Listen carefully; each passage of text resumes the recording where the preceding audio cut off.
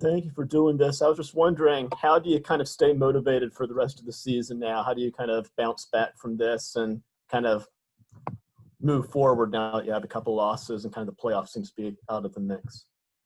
We just have to go back to work.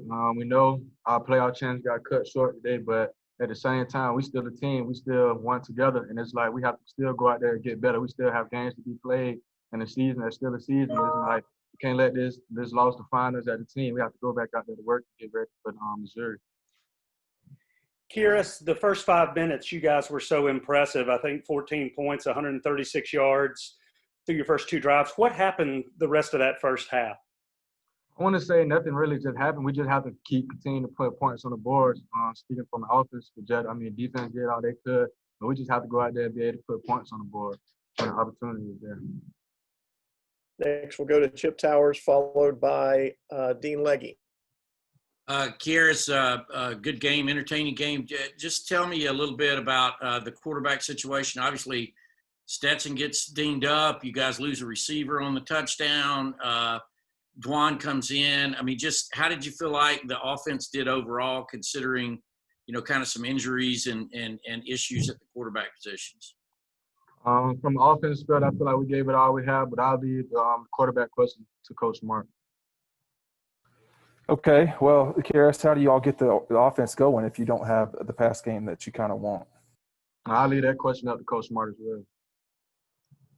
Next question will go to Mark Weiser, followed by Mike Griffith. Kearis, can you kind of tell me how DeJuan was in terms of when he came in the game the second time, knowing that he had a chance to run the offense and you guys needed some scores to come back? How was his kind of poise and demeanor? DeJuan had great demeanor on the sideline. He was getting guys going. He wanted to be out there. He wanted to be on the field, and we just fell short. Kearis, Mike Griffith here. How much bracket coverage did you see in this game? I know a lot was made of George Pickens not being out there. Obviously, he's a teammate and a guy that gets attention. Did you see a lot of the double coverage that you've been seeing earlier this year? One much double coverage. I mean, opportunities were there. We just have to make those opportunities the best of them. How close did you feel you were to breaking that kick return for a touchdown? It looked like you shifted into another gear there. Yeah, I was close, but, I mean, not close enough. I had to be able to put points in the end zone, especially on big plays like that. Next question will go to Anthony Dasher, followed by Seth Emerson. Hey, Kearis, what is the conversation going to be like in the wide receivers room this week, and kind of what y'all going to need to do moving forward as a group? We just have to continue to stay together and just know what we want out of this season. We know that we want to be able to go out there and be great, to show our identity just by making the plays when the opportunity comes to us. And we just can't let this game define us, even though like we have to not in the situation that we want to be in right now, but we still have games to be played. Like, it's still plays out there to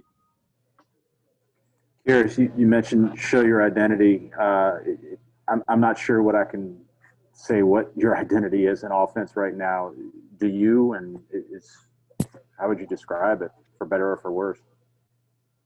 All I can say is from that question being asked is that we're not going to give up. We're just going to keep fighting, just going to keep motivating each other, stay keeping a positive attitude, and just keep going to work and just keep working.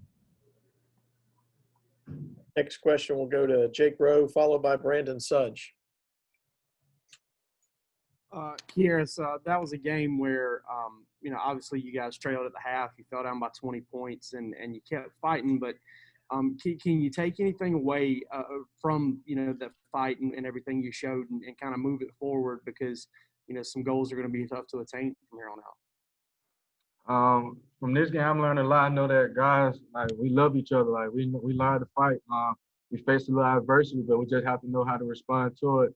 And we was trying to do that, but it's just we couldn't make too many plays.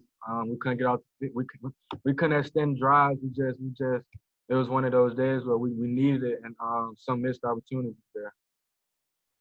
Hey, here, so in terms of the offense, like, do you feel like there's a little bit of like frustration on your end where you're either like right here to getting what you want, or some players go down and like that's kind of a reason why you're not able to attain these goals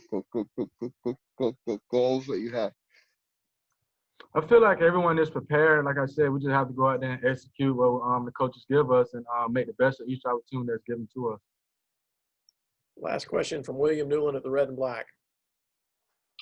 Hey, Chris, I want to ask specifically going into halftime, if you're giving up that final touchdown in the last seconds, what's the feeling among the guys in the locker room after a score like that in a game when momentum is so important? And we knew that it was the second half, another 30 minutes left of football, and it was just what we was going to do out there and go out there and respond to the touchdown.